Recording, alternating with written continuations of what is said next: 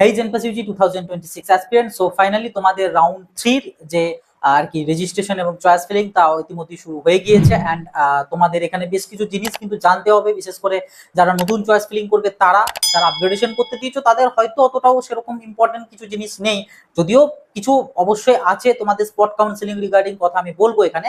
But যারা নতুন choice feeling করতে চলেছো বা যারা এখনো পর্যন্ত সিট পাওনি, তো তাদের জন্য অত্যন্ত গুরুত্বপূর্ণ এই ভিডিওটা। আর যে ভিডিওটা শেষ অব্দি অতি অবশ্যই দেখবে। ভিডিওটা ভালো লাগলে একটা লাইক করে দেবে, চ্যানেলটি যদি নতুন হয়ে থাকে অতি অবশ্যই সাবস্ক্রাইব করে নোটিফিকেশনে ক্লিক করে অল সেট করে রাখবে। অ্যান্ড যদি কোনো রকম কোনো ডাউট কোয়ারিজ থেকে থাকে কমেন্ট বক্স খোলা আছে, কমেন্ট বক্সে নির্দ্বিধায় লিখে জানাবে।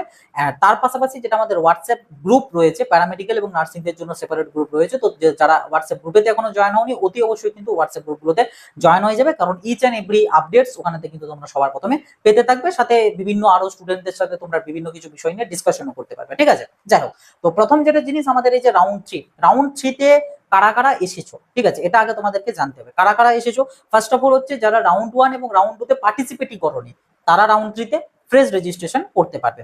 সেকেন্ডলি, যারা হয়তো রাউন্ড 1 রাউন্ড 2 তে পার্টিসিপেট করেছিলে বাট কোনো সিট পাওনি, তারা এখানে থাকছো। রাউন্ড 3 তে এর পাশাপাশি থাকছো কারা, যারা হয়তো রাউন্ড 1 অথবা রাউন্ড 2 তে সিট পেয়েছিলে বাট নন রেসপন্সিভ ছিলে, তারা পাচ্ছো। তার পাশাপাশি যারা রাউন্ড 1 অথবা রাউন্ড 2 তে সিট পেয়ে আপগ্রেডেশন করে এসেছো বা ওই অটো আপগ্রেডেশন করিয়েছো আর রাউন্ড 2 থেকে রাউন্ড 3 তে মানে অটো আপগ্রেডেশন হচ্ছে, তো তারা, তো এতগুলো টাইপের স্টুডেন্টসরা কিন্তু এই রাউন্ডে পার্টিসিপেট করছো, ঠিক আছে। তো এক্ষেত্রে কাদেরকে কি করতে হবে এবং কি না করবে সেই বিষয়গুলো নিয়ে এক এক করে যদি আসি। ফার্স্ট অফ অল জিনিস যেটা সেটা হচ্ছে যারা ফ্রেশ স্টুডেন্টস, মানে যারা রাউন্ড 1 রাউন্ড 2 তে পার্টিসিপেটই করোনি, তারা কি করবে, তাদেরকে কিছু না তোমাদেরকে প্রথমত হচ্ছে রেজিস্ট্রেশন করতে হবে। রেজিস্ট্রেশনের জন্য আগে যে 500 টাকা ফি রয়েছে, 500 টাকা ফি তোমাদেরকে পে করতে হবে। পে করলেই তোমাদের কাছে চয়েস ফিলিং এর অপশন চলে আসবে, তো সেখান থেকে গিয়ে তোমরা চয়েস ফিলিং করবে। এবার চয়েস ফিলিং প্রসঙ্গ নিয়ে বেশ কিছু ইম্পর্টেন্ট কথা বলার আছে, যেটা আমি বলছি ভিডিওর মাঝ দিকে বলবো, কারণ যারা অলরেডি পার্টিসিপেটেড বাট সিট পাইনি তাদের জন্য সে একই টিপস, তো অবশ্যই একটু ভিডিওটা দেখবে শেষ অবধি স্কিপ না করে, ঠিক আছে। তো চয়েস ফিলিং করবে, বাস চয়েস ফিলিং করার পর চয়েস লক করবে এন্ড দেন অপেক্ষা করবে রাউন্ড 3 অ্যালটমেন্টের জন্য। এই হচ্ছে তোমাদের ব্যাপার, ঠিক আছে, যারা ফ্রেশ স্টুডেন্টস তাদের, ঠিক আছে। আর যারা রাউন্ড 1 রাউন্ড 2 তে কোনো সিট পাওনি, তোমাদেরকে কি করতে হবে, তোমরা যখনই পোর্টালেতে লগ ইন করবে, পোর্টালেতে লগ ইন করলে একটা পপ আপ উইন্ডো আসবে, যেমনটা রাউন্ড 2 তে এসেছিল। এবার তাও যদি কেউ দেখতে চাও, আমি স্ক্রিনেতে দেখো দিয়ে দিচ্ছি, এরকম টাইপের একটা কিন্তু পপ আপ মেসেজ তোমাদের কাছে আসবে।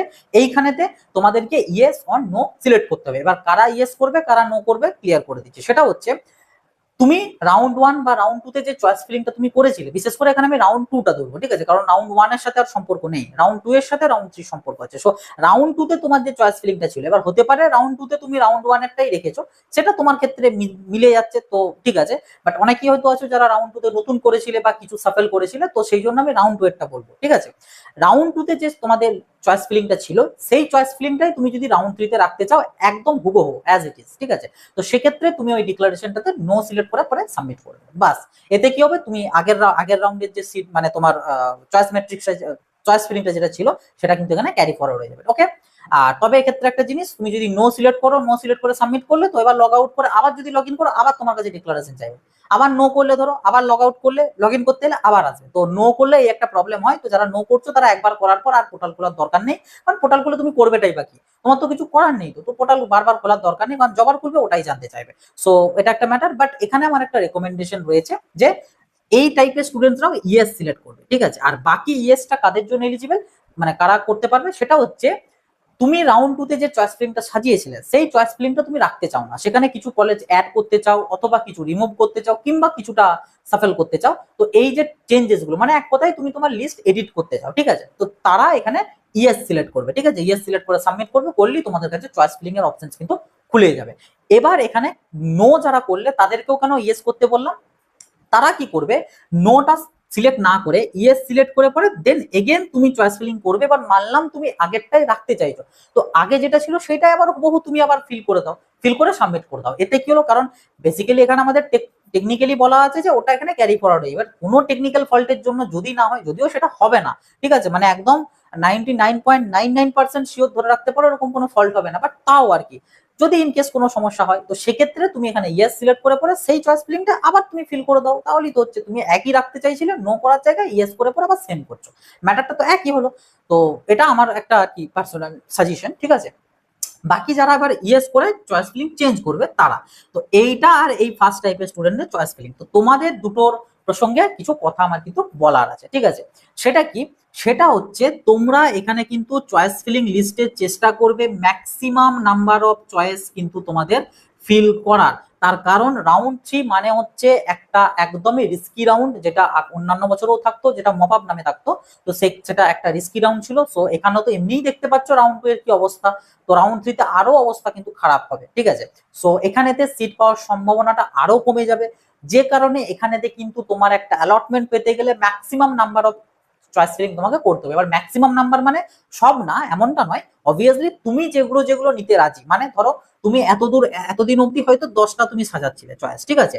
এরপর দেখা গেল আরো যে কয়েকটা কলেজ পড়ে রয়েছে, ধরো আরো 7টা কলেজ পড়ে রয়েছে। এবার এই 7টার মধ্যে থেকে তোমাকে নিজেকে ভাবতে হবে, এই যে 10টা তুমি দিচ্ছ এগুলো তুমি পেলে না, যদি না পাও এই যে 7টা পড়ে রয়েছে এই 7টাকে তুমি নিতে রাজি আছো, বা এই 7টার মধ্যে কিছুগুলো কি কি নিতে রাজি আছো? যদি মনে হয় যে হ্যাঁ 10টা না পেলে তখন বাধ্য নিতে হবে, তাহলে যে কয়েকটা নিতে হবে সেগুলোকেও এখানে অ্যাড করবে, ঠিক আছে? সে কটাকেও অ্যাড এখানে করবে। হ্যাঁ অবভিয়াসলি যেগুলো নিতে রাজি নও আননেসেসারি অ্যাড করবে না, কারণ তুমি নিতে রাজি নও কিন্তু অ্যাড করলে এতে কি হলো, হয়তো ওটাতে অ্যালটমেন্ট পেয়ে গেলে এবং তুমি ভর্তি হলে না, এতে ওই যে কলেজের সিটটা ওটা হয়তো একটা অন্য স্টুডেন্টের খুব দরকার ছিল, সে কিন্তু পেলো না আর তুমিও তাকে পেতে দিলে না, ঠিক আছে? জিনিসটা খারাপ, একই সিটের অবস্থা খারাপ, ঠিক আছে? সো আননেসেসারি অ্যাড করবে না, যেগুলো তুমি নিতে রাজি রয়েছো সেগুলোকে অ্যাড করবে অবশ্যই, ঠিক আছে? তো এটা হচ্ছে আমার একটা পার্সোনাল সাজেশন, কারণ তোমাদের কাছে কিন্তু আর কোনো ফার্দার রাউন্ড কিন্তু নেই, এটাই কিন্তু লাস্ট রাউন্ড। সো এখানে যা হবে সেটাই কিন্তু ফুল এন্ড ফাইনাল। কাজে এই একটা জিনিস, আর ভালো করে অর্ডারটাকে কিন্তু চেক করে নেবে, ঠিক আছে? কারণ টপ টু বটম চেকিং হবে আমাদের, উপর থেকে নিচ অব্দি। সো সিকোয়েন্স সেই মতোই যেন থাকে, যেন যেগুলো তুমি বেশি চাইছো সেগুলো উপরের দিক, মানে যত উপরের দিক উঠবো তত যেন নিচেরটার থেকে উপরটা আরো বেটার হয়, মানে তোমার অ্যাকর্ডিং বেটার হয়, এরকম করেই সাজাবে, ঠিক আছে? সো এটা হচ্ছে দুটো কথা যেটা তোমাদের এই দুটো টাইপের স্টুডেন্টদেরকে একটু ফলো করতে হবে, ওকে?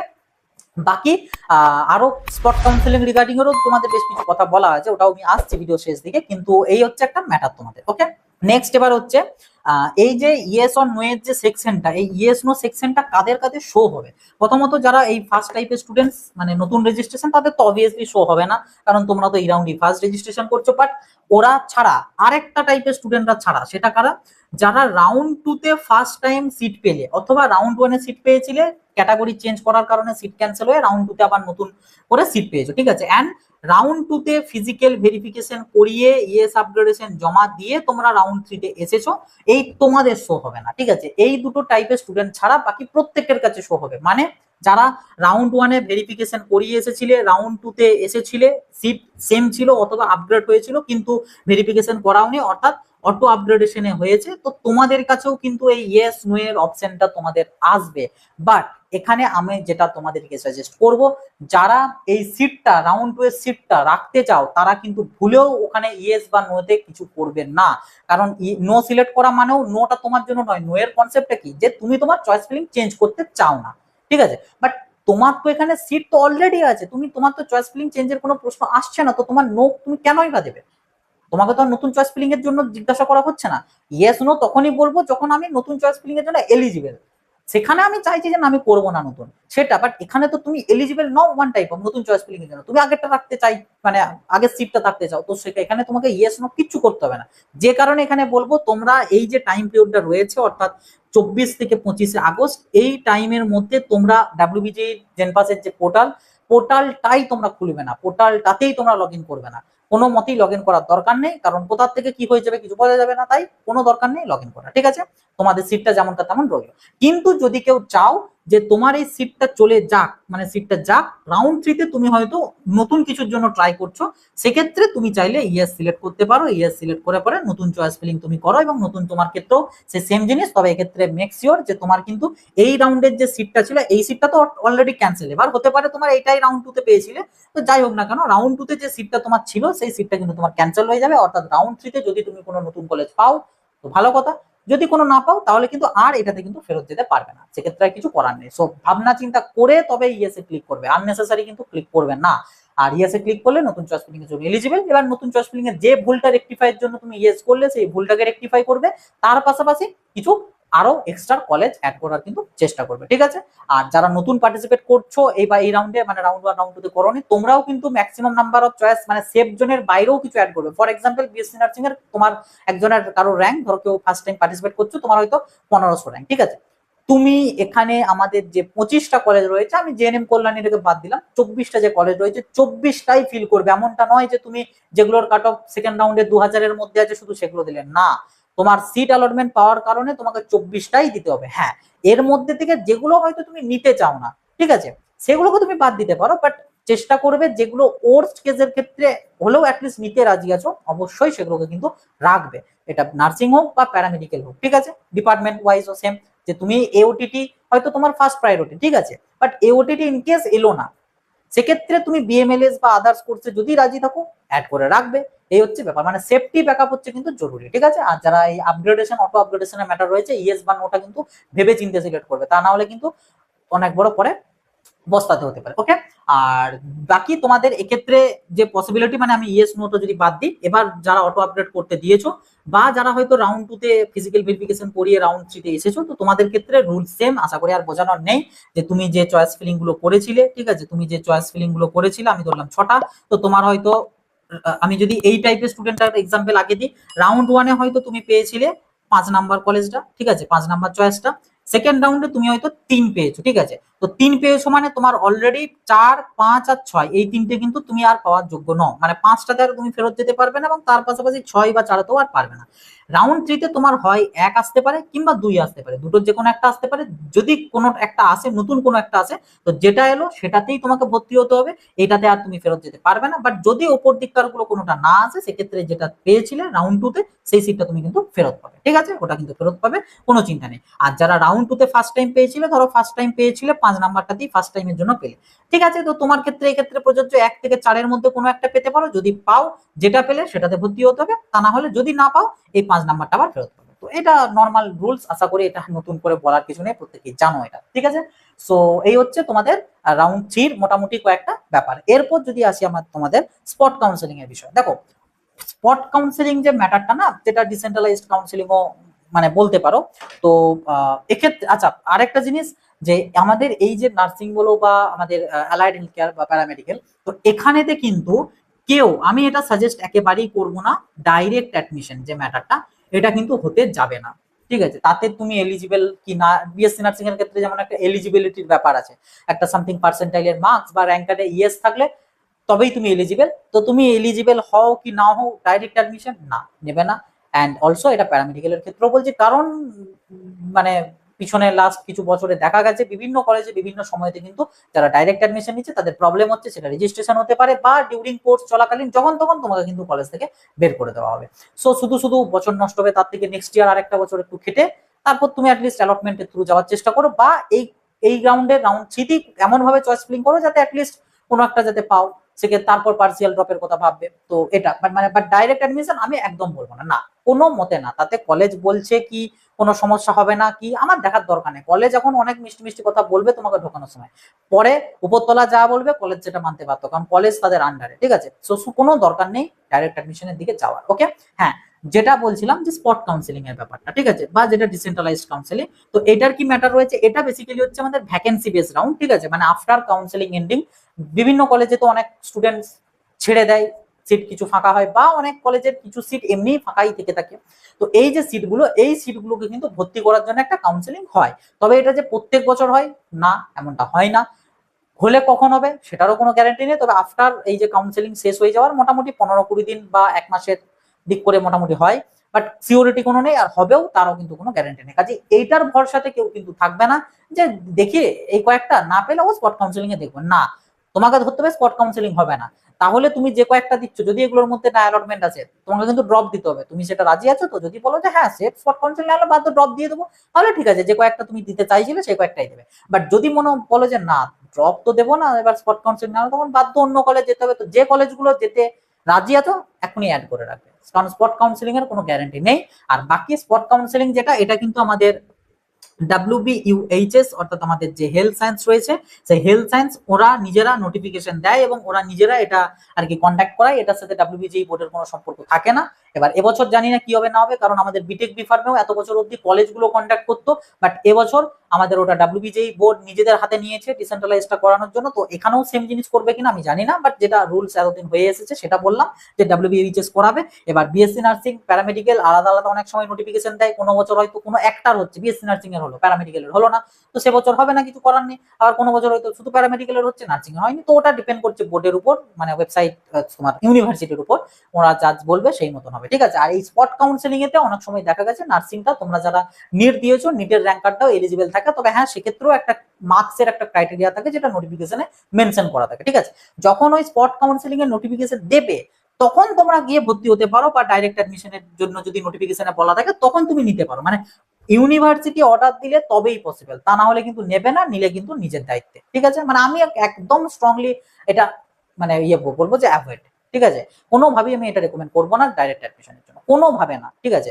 স্পট কাউন্সেলিং এর চেষ্টা করলে, এবার স্পট কাউন্সেলিং এর এলিজিবিলিটি ক্রাইটেরিয়া কেউ যদি জিজ্ঞাসা করে, দেখো কোনো গ্যারান্টি নেই, ওটা ইউনিভার্সিটি ঠিক করে, ইউনিভার্সিটি যা বলবে তাই, ঠিক আছে। তবে ন্যাচারালি যারা অলরেডি অ্যাডমিশন নিয়ে নিয়েছো, ঠিক আছে, যারা অলরেডি অ্যাডমিশন নিয়ে নিয়েছো তারাও এলিজিবল থাকে ন্যাচারালি, বাট এবছরও সেটা রাখবে কিনা আই ডোন্ট নো। কাজেই আমি তোমাদেরকে এখন কনফার্ম বলবো না যে তুমি যে কোনো একটা ভর্তি হয়ে যাও দেন স্পট কাউন্সেলিং এ দেখবে, এটা কিন্তু বলবো না। কারণ স্পট কাউন্সেলিং এর থ্রুতে হয়তো তুমি দেখা গেল অন্য কোনো একটা কলেজ পেয়ে গেলে, ঠিক আছে, তো সেক্ষেত্রে তুমি এখন যে কলেজে ভর্তি হচ্ছে এই কলেজে কিন্তু একটা টাকাও ফেরত পাবে না। বেসিক্যালি এটা প্রাইভেটদের জন্য আরো বিশেষ করে অ্যাপ্লিকেবল, ঠিক আছে। তুমি এখন একটা কোনো প্রাইভেট কলেজে ভর্তি হয়ে রয়েছো, স্পট কাউন্সেলিং আর একটা অন্য প্রাইভেট কলেজে ভর্তি হলে, তো তখন এটা ভাবো না যে তুমি আগেরটার কলেজটার থেকে ফেরত পেয়ে যাবে, না, টাকা কিন্তু একটা টাকাও ফেরত পাবে না।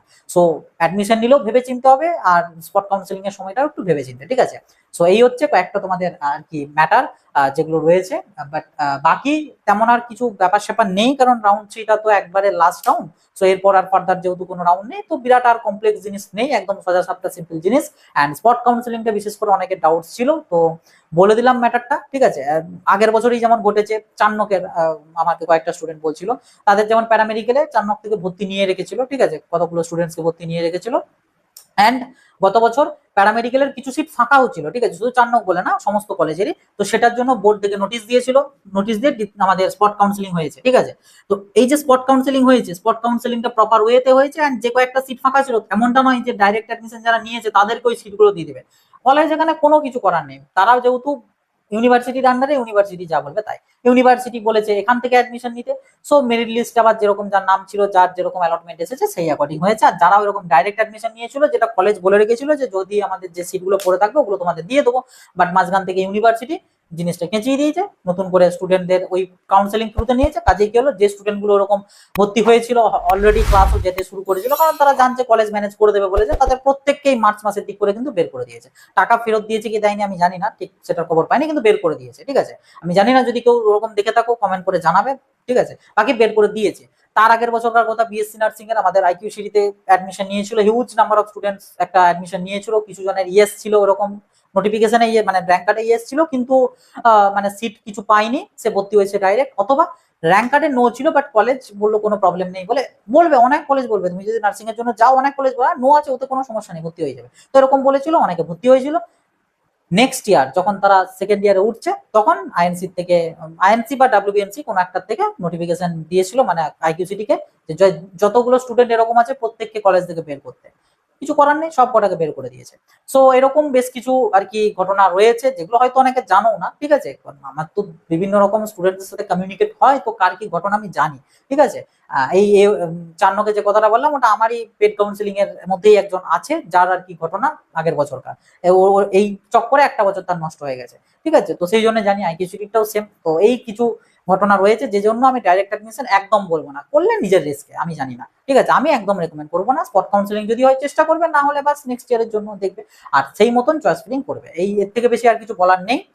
অ্যান্ড অবশ্যই ওই ইয়েস নো এর যে সেকশনটা বুঝে শুনে সেই মতন ক্লিক করবে, আদারওয়াইজ কিন্তু তোমরা বিপদে পড়লেও পড়তে পারো। আর যারা অটো আপগ্রেডেশন আর কি হয়ে এসেছে তাদেরকে তো বলবো, যদি চয়েস ফিলিং চেঞ্জের কোনো তোমাদের মতলব না থেকে থাকে বা মেন্টালিটি না থাকে, পোর্টালটাতেই লগ ইন করার দরকার নেই, একবারে পোর্টাল খুলবে 27 তারিখ, যেদিন তোমাদের অ্যালটমেন্ট দেবে সেই দিন খুলে জাস্ট চেক করবে কি হলো, নতুন কিছু পেলে নাকি আগেরটাই হয়েছে, তার মাঝে খোলারই দরকার নেই পোর্টাল, ঠিক আছে। আর লাস্টলি তোমাদের জানিয়ে রাখি, তোমাদের যে ডেট দেওয়া হয়েছে ভেরিফিকেশনে, সেটা হচ্ছে 27 আগস্ট থেকে সম্ভবত 30 আগস্ট। তো এর মধ্যে মোস্ট প্রবাবলি দুটো আমাদের হলিডে পড়ে গেছে, ঠিক আছে, সম্ভবত দুটো। তো এক্ষেত্রে একটা চান্সেস হয়তো আছে যে ডেট এক্সটেন্ড করলেও করতে পারে 31 অব্দি, বা কিছু এক্সটেন্ড করলেও করতে পারে, বাট আমি এটা তোমাদেরকে কিন্তু ধরতে বলবো না, আমি জাস্ট এটা জানিয়ে রাখছি যে হয়তো করলেও করতে পারে। যেমনটা রাউন্ড 1-এতে দুটো হলিডে পড়ে গিয়েছিল, 15ই আগস্ট আর তারপরে 16ই আগস্টে, তো সেই জন্য একটা দিন এক্সটেন্ড করেছিল, তো হয়তো হতে পারে এখানেও কিছু এক্সটেন্ড করলেও করতে পারে, বাট এটাকে আমি ধরতে বলবো না, কারণ নাও এক্সটেন্ড করতে পারে। তো সেক্ষেত্রে চেষ্টা করবে হলিডে গুলোকে বাদ দিয়ে কিন্তু বাকি যে ডেট রয়েছে একটা বা দুটো, সেগুলোতে ভর্তি হয়ে যাওয়া, কারণ রাউন্ড 3-তে তো তোমাকে ভর্তিই হতে হবে, আর নাহলে কিছু করতে হবে না, দুটোর একটা। তো সেই মতন কিন্তু ভর্তি হয়ে যাবে। বাকি যদি এক্সটেন্ড করে সেটা তো ভালো কথা। অ্যান্ড ডকুমেন্টস নিয়ে তো বলার কিছু নেই, তোমরা প্রত্যেকেই সব আশা করি জেনে পড়েছো, মানে জেনে গিয়েছো আর কি। যাই হোক, আর বাকি আমাদের হোয়াটসঅ্যাপ গ্রুপেতে যারা জয়েন হওনি, আবারও বলছি অবশ্যই জয়েন হয়ে যাবে, লিঙ্ক ডেসক্রিপশন বক্স এবং ভিডিওর প্রথম পিন কমেন্ট আমি দিয়ে রাখবো, জয়েন হয়ে যাবে। আর বাকি চ্যানেলটা নতুন হয়ে থাকলে সাবস্ক্রাইব করে নোটিফিকেশনে ক্লিক করে অলরেডি সেট করে রাখবে, ভিডিওটা ভালো লাগলে একটা লাইক করে দেবে, ভিডিওটা সবার সাথে খুব বেশি বেশি করে শেয়ার করে দেবে। ওকে, সো এই ছিল আর কি আজকের ভিডিও, আবার দেখাবে নতুন একটা ভিডিওতে। সকলে ভালো থাকবে, সুস্থ থাকবে, বাই।